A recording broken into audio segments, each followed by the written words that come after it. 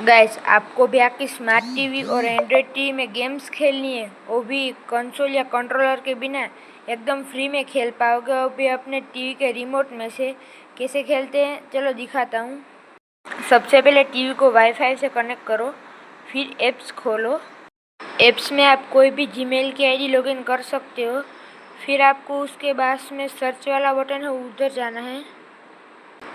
Search वाला option पर आपको ब्लैक नोट लिखना है और जैसे ही डाउनलोड होकर आप उस पर टैप करोगे वो खुल जाएगा।